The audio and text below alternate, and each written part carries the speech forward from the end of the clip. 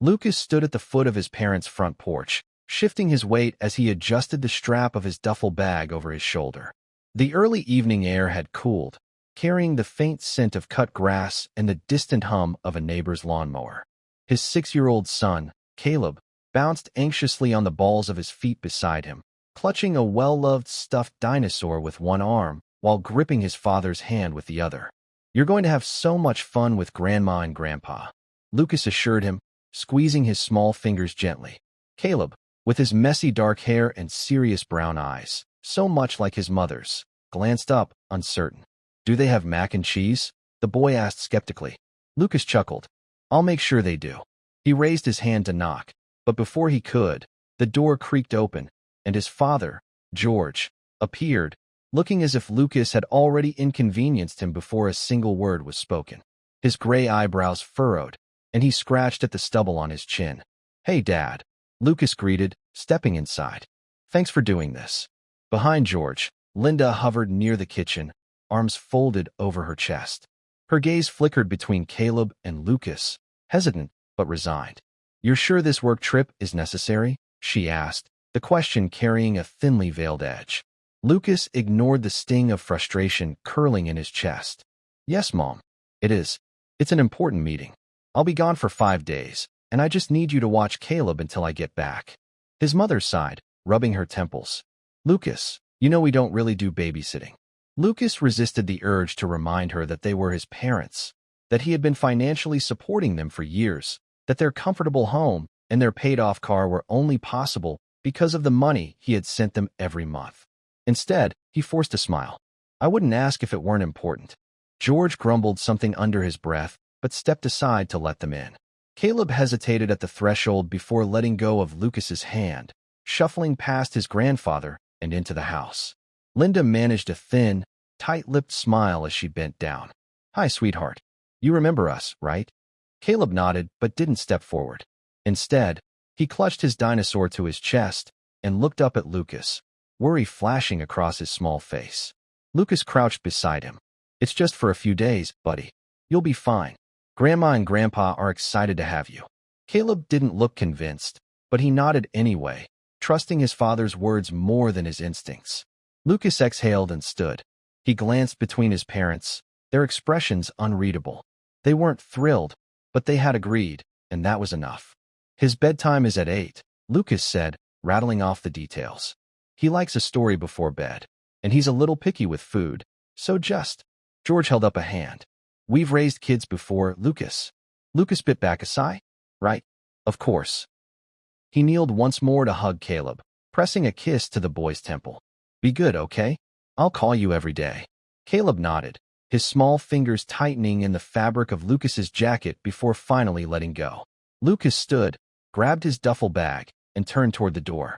"Thank you," he said again, but neither of his parents replied. As he stepped outside and walked back to his car, he told himself it would be fine. Caleb was with family. Surely, they could manage for 5 days. Surely. Lucas's flight left early the next morning, and by the time he landed, his phone was already buzzing with messages. He skimmed through them, relieved to see that most were from Caleb, updates on what cartoon he had watched, a proud announcement that he had eaten all his broccoli, though he made sure to clarify that he didn't like it, and a picture of his stuffed dinosaur sitting at the dinner table. Lucas smiled, his shoulders relaxing. It wasn't perfect, but it would be fine. On the second night, he FaceTimed Caleb before bed. "Hey, buddy, how was your day?"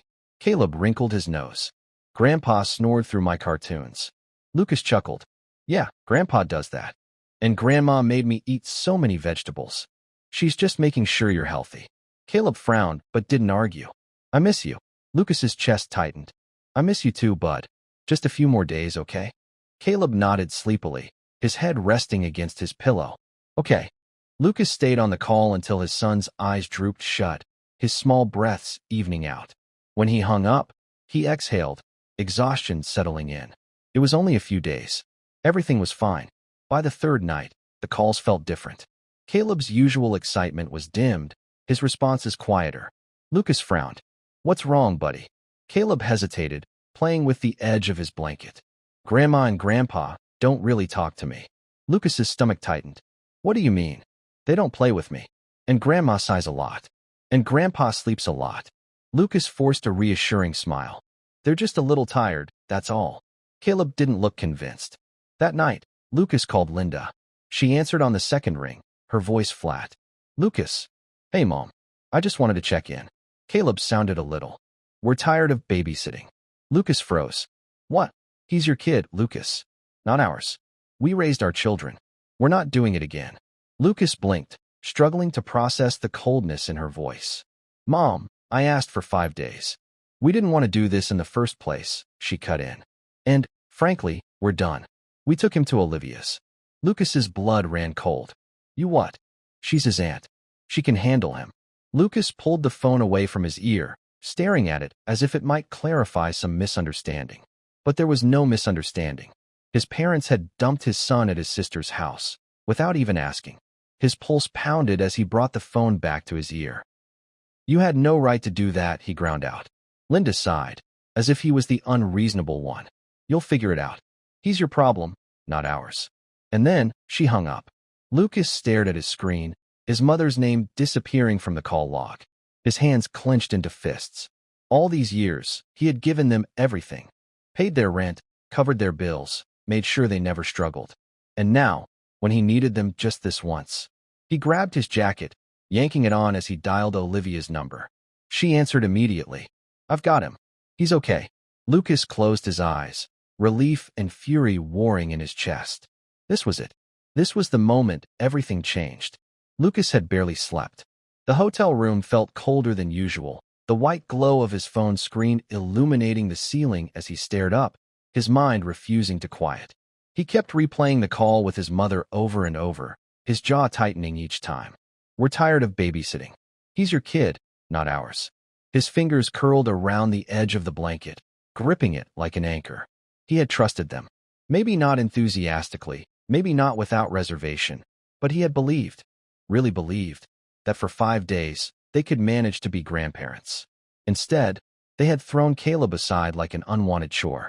Lucas sat up with a sharp exhale, his feet hitting the floor. The dim hotel clock read 5:37 a.m. It was pointless to try and sleep now. He grabbed his phone and dialed Olivia. She answered almost immediately. He's fine, she said before Lucas could even speak, her voice groggy but firm. He's sleeping next to me. Woke up once, but went back down after I read to him. Lucas let out a breath. Thank you. You don't need to thank me, Olivia muttered. I just wish you'd asked me first. I'd have taken him without question. He scrubbed a hand down his face. I thought they could handle it. Silence stretched on the other end before Olivia sighed. Yeah, you gave them too much credit. Lucas clenched his jaw. I'm catching an earlier flight. You should. He barely waited for the sun to rise before rescheduling his departure. By noon, he was on a plane back home, bouncing his knee impatiently as the engines roared.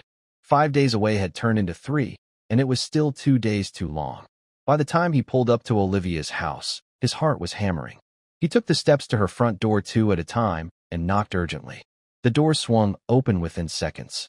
Olivia stood there, her arms crossed, her short brown hair slightly disheveled. He's in the living room, she said, stepping aside. Go see him. Lucas didn't need to be told twice. He strode inside, his eyes scanning the room until they landed on a small form curled up on the couch, wrapped in a blanket, his stuffed dinosaur tucked under his arm. Caleb, Lucas breathed. The boy stirred, his eyelids fluttering before widening as they landed on his father. Daddy. Lucas barely had time to brace himself before Caleb launched into his arms, clinging to him with all the strength his little limbs could muster. Lucas lifted him, holding him tight against his chest. Hey, buddy, he murmured, pressing a kiss to the top of his head. I missed you. Caleb sniffled, burying his face in Lucas's shoulder. I missed you too. Lucas turned slightly, locking eyes with Olivia over Caleb's head. Her expression was unreadable, though her jaw was tight. They just dropped him off, she said, voice low. Didn't even wait for me to get home. My neighbor saw them leaving and called me. Lucas swallowed down the anger bubbling in his chest. He set Caleb down carefully, crouching to his level. Did they say anything to you, bud, when they brought you here? Caleb scrunched his nose. Grandma just said I was going to stay with Aunt Liv now. And Grandpa was already in the car. They didn't even say bye. Lucas inhaled sharply, forcing himself to keep his expression neutral. His son didn't need to see his anger, not yet. Well, I'm here now, he assured him. We're going home. Caleb nodded quickly. Okay. Lucas stood, glancing back at Olivia. I'll talk to them, he said, his voice controlled but firm. Olivia snorted. And say what? Hey, thanks for abandoning my kid like a sack of groceries. Lucas exhaled slowly. I don't know yet, but they're not getting away with this. Olivia studied him for a moment before nodding. Good. She didn't try to stop him when he turned to leave, Caleb's small hand wrapped securely in his own. Lucas drove in silence, gripping the wheel so tightly his knuckles were white. Every so often, he glanced at Caleb in the rearview mirror, watching as the boy hummed softly to himself, kicking his feet in rhythm. They didn't even say bye. The words echoed in Lucas's skull like a drumbeat. He didn't even realize he had made his decision until he was pulling up in front of his parents' house. He threw the car into park, twisting in his seat. Buddy, wait here for a second, okay? Caleb blinked at him. Okay. Lucas stepped out, shutting the door behind him. He marched up to the porch, rang the doorbell once, and crossed his arms as he waited. A long minute passed before the door opened. Linda stood there, her expression impassive. Lucas, she greeted, as if she hadn't completely betrayed his trust 2 days ago. Lucas didn't waste time. What the hell is wrong with you? Linda blinked, as if the question actually surprised her. Excuse me. You abandoned him. Lucas hissed, his voice low but seething. You dumped my 6-year-old at Olivia's without even telling me. Linda sighed, pinching the bridge of her nose. Lucas, we already told you. We're not cut out for babysitting. Babysitting? He's your grandson. That doesn't mean we have to raise him. Lucas laughed humorlessly. Raise him? I asked for 5 days, Mom. 5 days, after years of supporting you. Paying your bills. Covering your rent. And the one time I asked for something. Linda's eyes flashed. Oh, so this is about money now? Lucas clenched his fists. It's about respect. It's about the fact that I have bent over backward for you and Dad for years, and you couldn't even keep your grandson for a few damn days. Well, maybe if you weren't such a workaholic, you wouldn't have needed to leave in the first place, she shot back. Lucas stilled. A slow, burning rage simmered beneath his skin. Unbelievable, he muttered. Linda crossed her arms. You're overreacting. No, Lucas said quietly. I'm finally seeing things clearly. He turned without another word, storming back to his car. Lucas, you're done. He cut her off, yanking open the door. I'm done. He didn't wait for a response. He climbed into the driver's seat, slammed the door, and pulled away from the curb, his heart pounding in his chest. Caleb looked up at him, wide-eyed. Are you mad at Grandma? Lucas inhaled sharply, forcing his voice to remain steady. I'm not mad, buddy. I'm just done. Caleb nodded slowly, as if accepting that answer. Then, after a pause, he asked, Can we get mac and cheese for dinner? Lucas let out a breath, his lips twitching into a small, exhausted smile. Yeah, buddy, we can get mac and cheese. And as he drove away, leaving his parents' house in the rearview mirror, he felt something he hadn't felt in years. Relief. Lucas sat in his dimly lit apartment, his elbows resting on the kitchen table, his fingers rubbing slow circles against his temples. The argument with his mother echoed in his mind, the sharpness of her words still pressing against his skull like a dull headache. We're not cut out for babysitting. Maybe if you weren't such a workaholic, you wouldn't have needed to leave in the first place. That doesn't mean we have to raise him. It had been hours since he left their house, but the anger was still fresh, raw and simmering beneath the surface. He had spent so many years bending over backward for them, making sure they never struggled, making sure they never had to worry about rent or groceries or bills. And the one time, he had asked them for something, they had tossed his son aside like an inconvenience. Lucas exhaled sharply and glanced at the baby monitor sitting on the table. He had set it up in Caleb's room earlier, just for peace of mind, and now he listened to the steady, rhythmic breathing coming through the speaker. Caleb was asleep. He was safe. That was all that mattered. And yet, it wasn't enough to quiet the growing resentment in Lucas's chest. His phone buzzed. He glanced at the screen. A text from Olivia. Did you talk to them? Lucas swiped his thumb over the screen, quickly typing back. Yeah, it didn't go well. The reply came almost immediately. Shocker. Lucas huffed a quiet laugh, shaking his head. Olivia had always been blunt, one of the few people in his life who never sugarcoated things. A few more seconds passed before another text popped up. What are you going to do? Lucas stared at the words for a long moment. What was he going to do? For years, he had justified his financial support for his parents as an obligation. They had raised him. They had provided for him. It was only right that he return the favor when they struggled in their later years. But the more he thought about it, the more he realized his relationship with them had never been equal. He had been pouring into them for years, and they had only taken, never giving anything in return. He had done his part. More than his part. He owed them nothing. Lucas's fingers hovered over the keyboard before he finally typed out his response. I'm done. Then, without giving himself time to hesitate, he opened his contacts, scrolled down to his parents' numbers, and typed a message. I'm done paying your bills. No more rent, no more expenses. You're on your own. He hit send.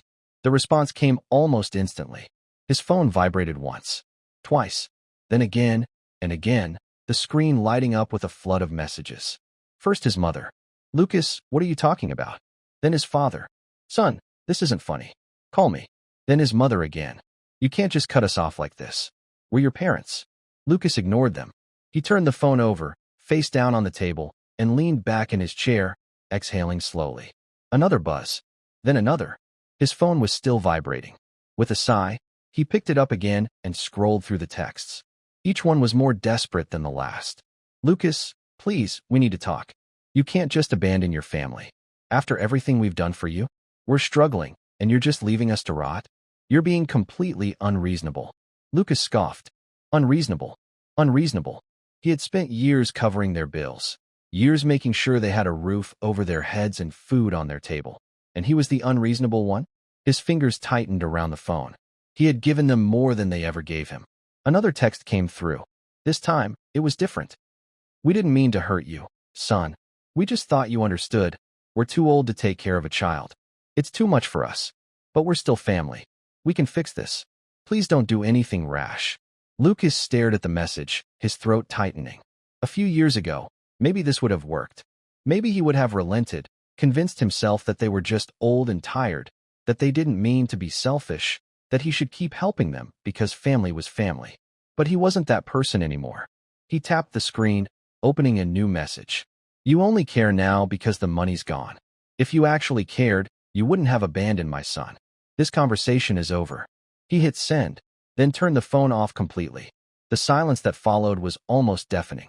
For the first time in years, he felt something he hadn't expected. Relief. The next morning, Lucas woke up to the soft rustling of blankets. He blinked blearily, turning his head toward the source of the noise. Caleb was standing at the foot of his bed, his dinosaur clutched against his chest. Daddy. Lucas sat up immediately. Hey, bud. What's wrong? Caleb shuffled his feet. I had a bad dream. Lucas swung his legs over the side of the bed, patting the space next to him. Come here, buddy. Caleb hesitated for half a second before clambering up onto the mattress, curling into his father's side. Lucas wrapped an arm around him, rubbing his back gently. Do you want to talk about it?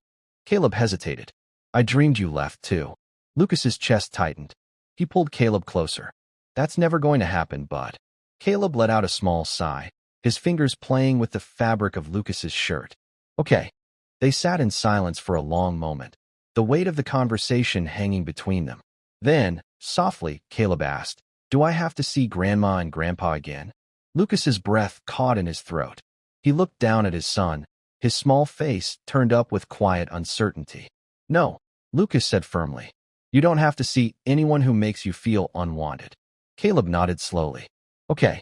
Lucas pressed a kiss to his son's temple, his arms tightening around him. He had spent his whole life giving to people who only took. That ended now.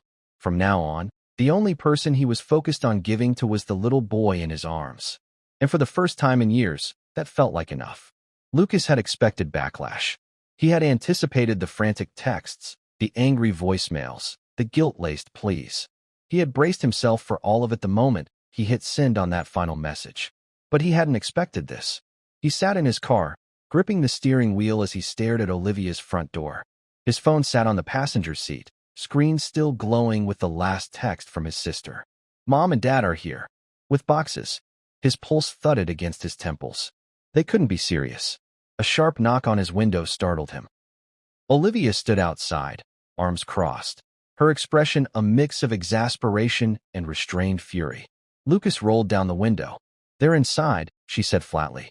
"Dad's acting like this is some big misunderstanding, and Mom's pulling the poor U.S. routine." Lucas exhaled through his nose. "They're trying to move in with you?" "Apparently." Olivia's eyes narrowed. "I already told them no, but they're pretending not to hear me, and they refuse to leave until they talk to you." Lucas clenched his jaw. "Fine." He stepped out of the car, Olivia falling into step beside him as they walked up the porch. He barely made it through the doorway before Linda's voice rang out. "Lucas, thank God you're here." Lucas looked past the stack of moving boxes piled near the entrance and locked eyes with his mother. She sat stiffly on Olivia's couch, her face carefully arranged into a mask of wearied distress. Beside her, George sat slumped, arms crossed, staring at the ceiling like this was his inconvenience. Lucas stepped forward. "What the hell do you think you're doing?" Linda blinked, all wide-eyed innocence. "We had no choice, Lucas. You cut us off overnight. How did you expect us to survive?" Lucas laughed coldly. "Survive? Are you serious? I told you months ago to start managing your own finances. I gave you plenty of time to adjust. But instead of figuring it out, you just assumed I'd never follow through. Because family doesn't do this." Linda snapped, dropping the act. "What kind of son abandons his parents like this?" "The kind who's finally done being used," Lucas shot back. Linda inhaled sharply, pressing a hand to her chest as if wounded. George finally spoke, his voice slow and patronizing. "Son, let's be reasonable. We need help. We raised you. And I repaid you," Lucas said, his voice dangerously low. "For years. You've gotten thousands of dollars from me, probably more. But the second I needed one thing from you, you couldn't even do that." George waved a dismissive hand. "Oh, for God's sake, Lucas, it was just babysitting. For my 6-year-old son," Lucas cut in, "who you dumped without warning. And now you expect me to feel bad for you." Linda let out a sharp breath, shaking her head. "You're being dramatic." "No," Olivia interjected, arms crossed. "He's finally seeing the truth." George scoffed. "You're really okay with watching your brother turn his back on us?" Olivia smirked. "Considering you tried to dump his kid on me, yeah? I think I'm fine with it." Linda turned back to Lucas, her voice sharp. "So what, Lucas? You're really going to let us suffer? After everything we've done?" Lucas tilted his head. "Remind me, what exactly have you done?" The question hung in the air, thick and unanswerable. Linda's mouth opened, closed. Lucas took a slow step forward. "You didn't put me through college. I paid my own way. You didn't help me when Caleb was born. I raised him alone. You never once asked if I needed anything. But you never had trouble asking me for money." George's eyes narrowed. "Watch yourself, son." "No," Lucas said coolly. "You watch yourself. Because you just lost your golden goose." A heavy silence fell. Then, Linda huffed. "Fine," she snapped, standing. "If that's how you want it. But you'll regret this, Lucas. You owe us." Lucas raised a brow. "I don't owe you anything." Linda grabbed her purse, her face twisting with cold fury. "We'll see about that." And with that, she stormed toward the door, George trailing behind her. Olivia rolled her eyes as the door slammed behind them. "Well," she muttered, "that was fun." Lucas let out a slow breath, rubbing his temples. "They'll be back." "Oh, definitely," Olivia agreed. "They're not done playing the victim yet." They weren't. 2 days later, Lucas's phone buzzed with an unknown number. He answered warily. "Hello." A crisp, unfamiliar voice spoke. "Mr. Carter? This is Daniel Morris, legal representative for George and Linda Carter. Your parents have concerns regarding your financial obligations to them." Lucas blinked. "What?" The lawyer's tone remained professional. "Given your history of financial support, they believe they are entitled to continued assistance. If necessary, they are willing to pursue legal action to ensure their well-being." Lucas almost laughed. "They can't be serious. Let me get this straight," he said. "They're threatening to sue me? For not paying their bills." "Not necessarily a lawsuit," Morris corrected. "But they are exploring options." Lucas clenched his jaw. "They don't have a case." "Perhaps not," Morris admitted. "But they are willing to fight for what they believe is rightfully theirs." Lucas's fingers curled around the phone. He took a deep breath, exhaling slowly. "Mr. Morris," he said evenly, "do me a favor. Call them back. Tell them that if they try to take this to court, I will be the one exposing every financial record, every check, every deposit, every single penny I've given them. And I promise you, they won't like the outcome." A pause. "Then, I'll relay your message." Lucas hung up. His heart was hammering, but beneath the anger, there was something else. Something lighter. Something like freedom. A week passed without further contact. Then, a letter arrived in the mail. Lucas opened it cautiously, his eyes scanning the page. It was from his parents. "Lucas, since you have made it clear that you no longer wish to be part of this family, we have made our decision as well. We are officially cutting you, and Olivia, out of our will." Lucas snorted. "It is disappointing to see our own children turn their backs on us. But if this is what you want, so be it." Lucas flipped to the second page. "We hope you will reconsider before it is too late." He sighed and tossed the letter onto the counter. A moment later, his phone dinged with a text. "Olivia, did you get the big scary threat letter?" Lucas smirked, texting back. "Yep. Apparently, we're out of the will. Oh no. Whatever will we do without our priceless inheritance?" Lucas laughed, shaking his head. For the first time in years, he felt weightless. His parents had tried every manipulation, every threat, every guilt trip, and none of it worked. Because he was done, and it felt damn good. Lucas should have known it wasn't over. His parents were many things, entitled, manipulative, selfish, but they weren't the type to give up easily. So when he received the invitation, it wasn't exactly surprising. "Lucas, we'd like to talk. Let's put all this behind us. Join us for dinner on Saturday.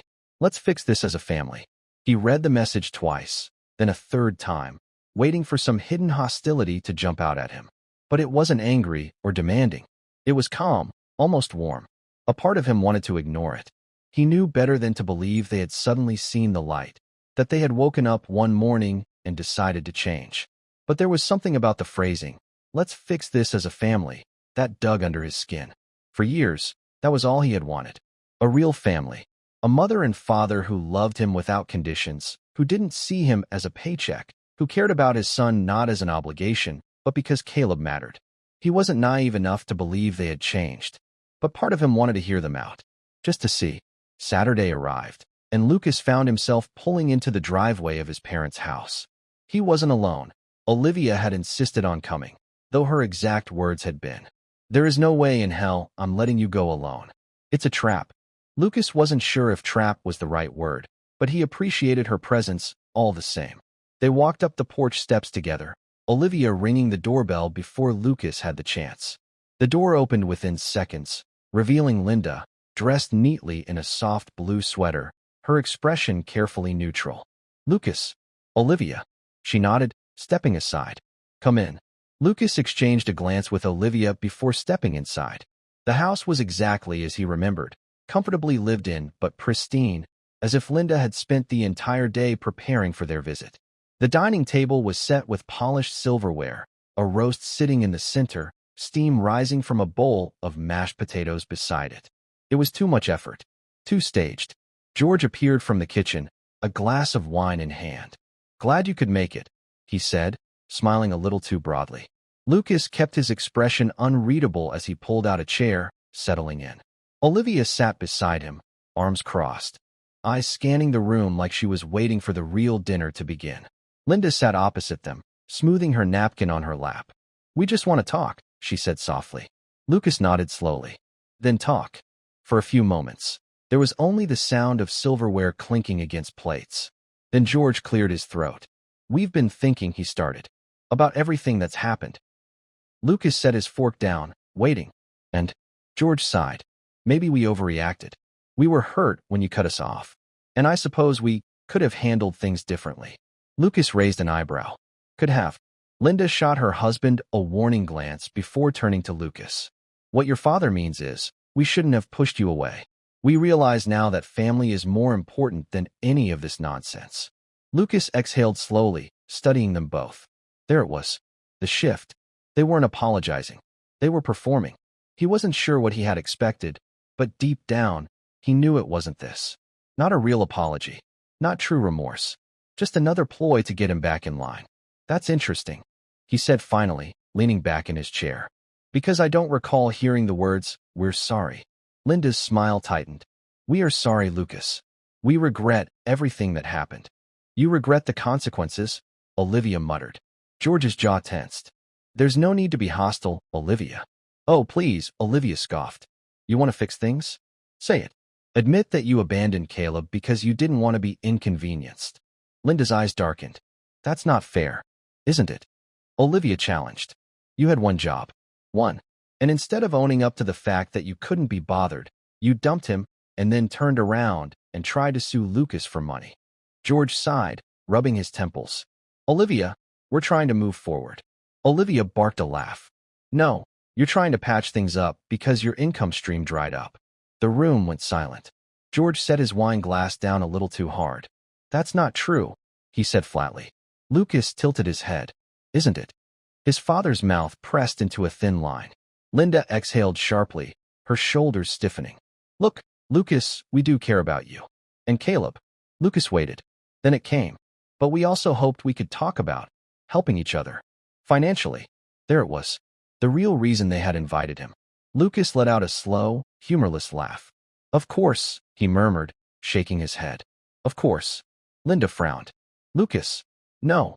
He interrupted, pushing his chair back. I see it now. This dinner? It was never about making amends. It was never about fixing things.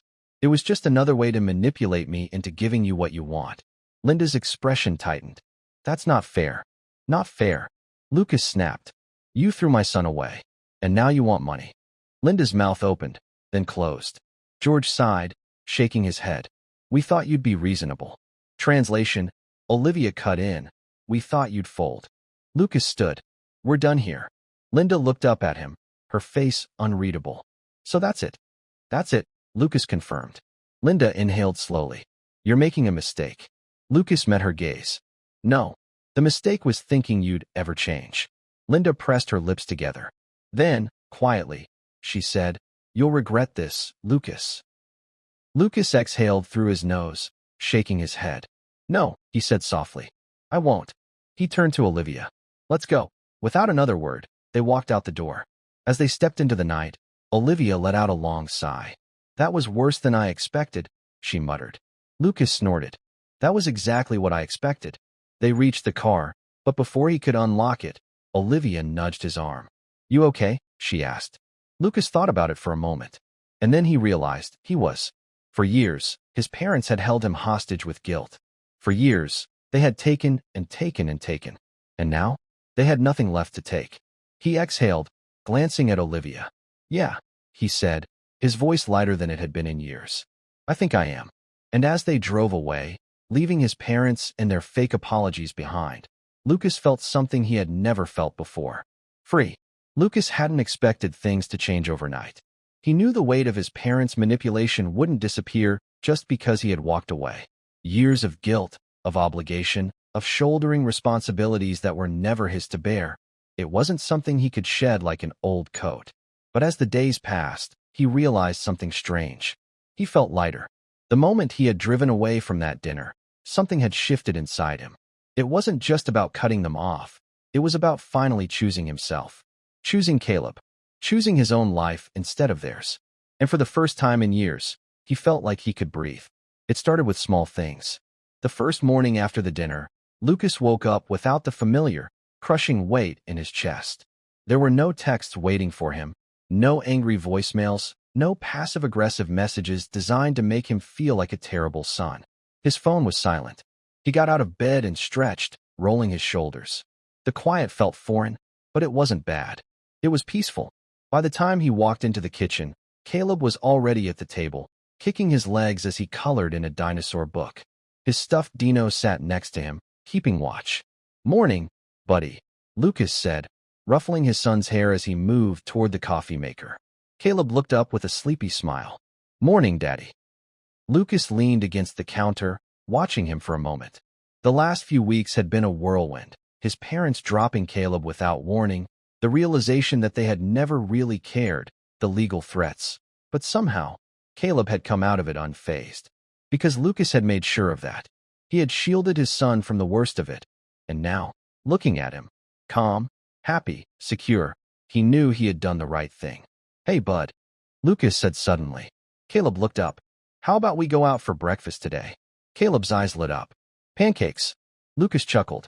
As many as you want. Later that day, Lucas met Olivia for coffee. You look weirdly good, Olivia said, sipping her iced latte. Lucas raised a brow. Thanks. She smirked.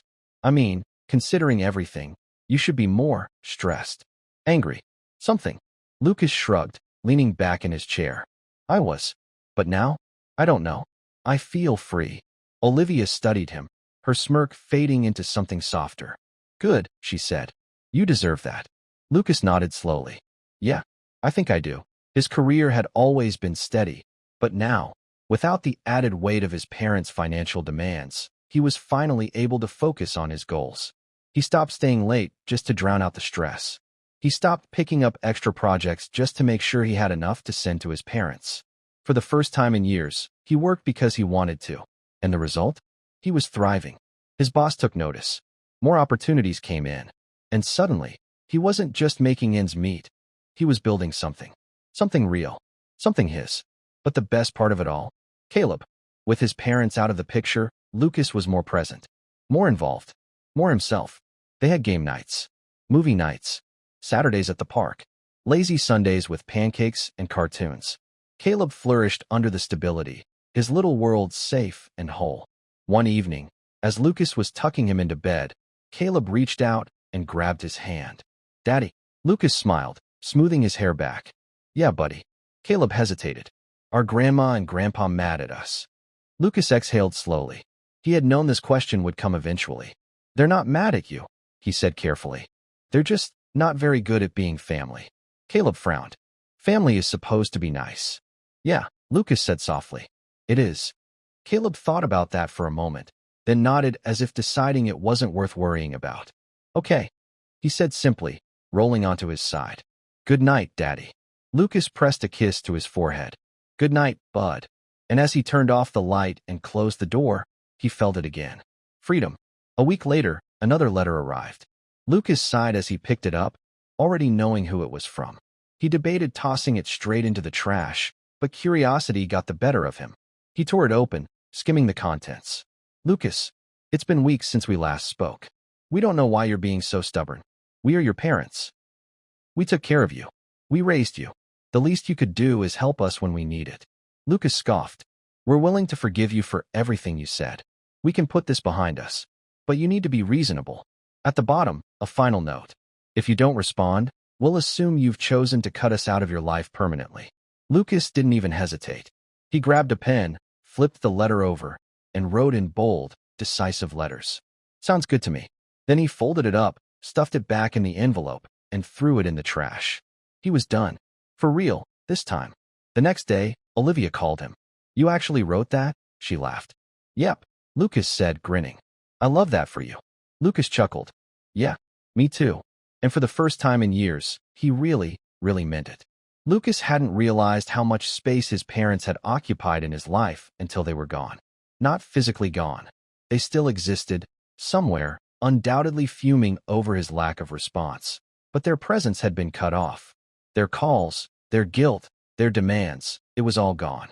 And the silence left behind wasn't empty. It was peaceful. For the first time in years, his time belonged to him. His thoughts weren't weighed down by financial obligations that weren't his to bear. His energy wasn't drained by their constant taking. Instead, everything that he had once poured into them, he now poured into his own life. And in that space, where stress and resentment had once thrived, something else had started to bloom. Something new. Something that had a name. Hannah. They had met at Caleb's school. Lucas had been picking him up one afternoon, waiting near the playground as the kids ran around, burning off their last bits of energy before heading home. That's when he saw her. She was standing near the fence, a gentle smile on her face as she watched a little girl, her daughter, he assumed, chase a group of friends in circles.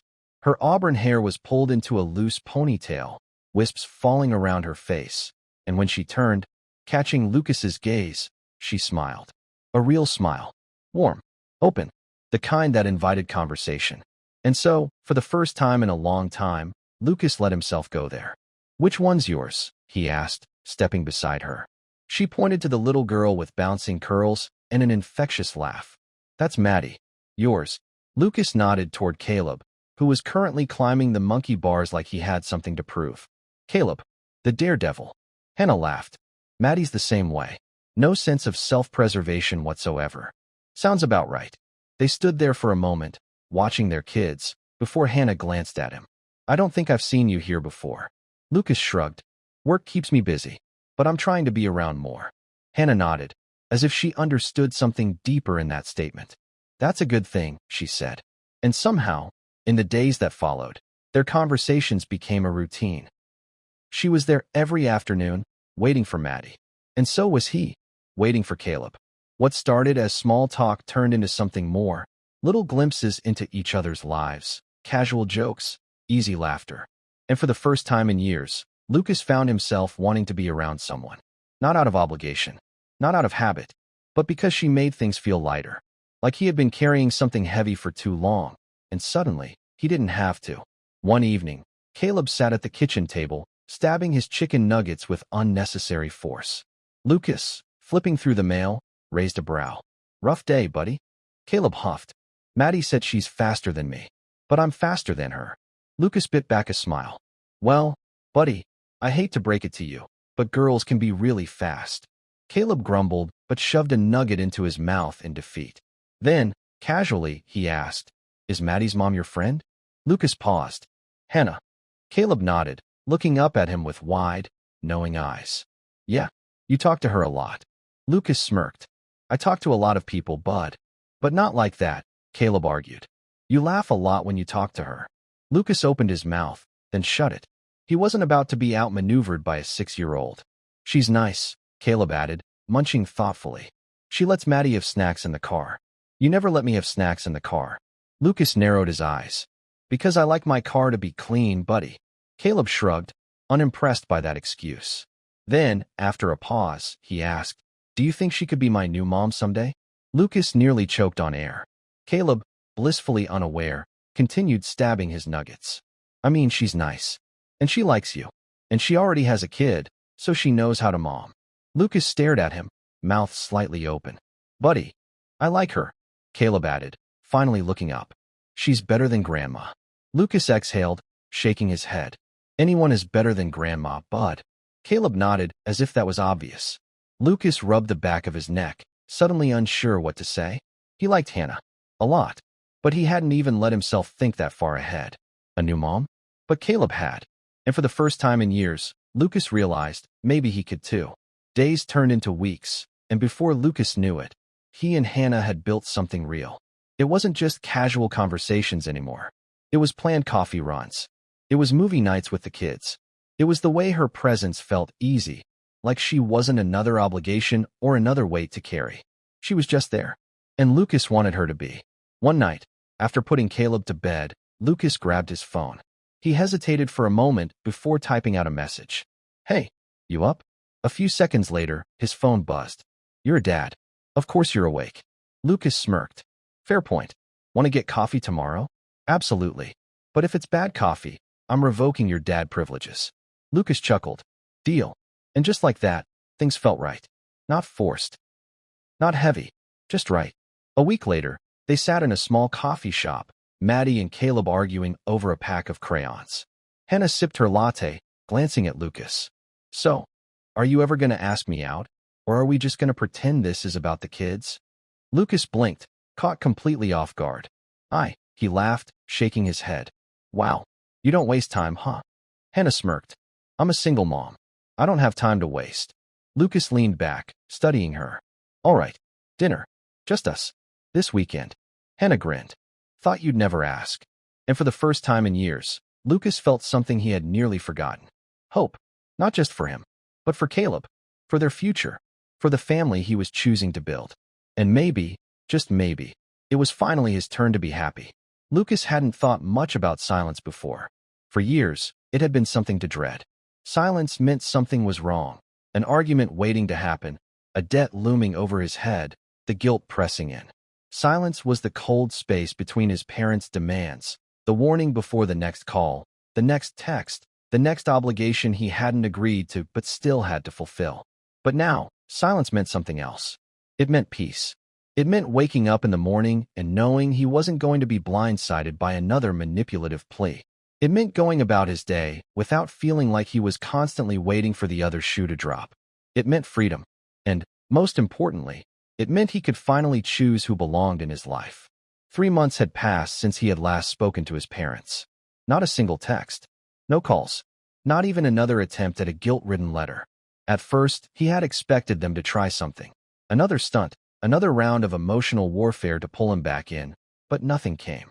They had given up, and that realization didn't bring sadness. It brought relief. Lucas. Hannah's voice pulled him from his thoughts. He turned, finding her standing in the doorway of his kitchen, holding 2 mugs of coffee. She was wearing one of his sweatshirts, something that had started happening more often, and her auburn hair was still damp from the morning shower. She held out a mug. "You okay?" Lucas took it, nodding.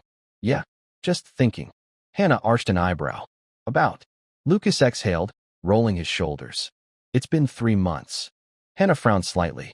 "Since what?" "Since I cut them off." Understanding flickered in her eyes. She walked closer, setting her mug down on the table before leaning against the counter. "How do you feel?" she asked.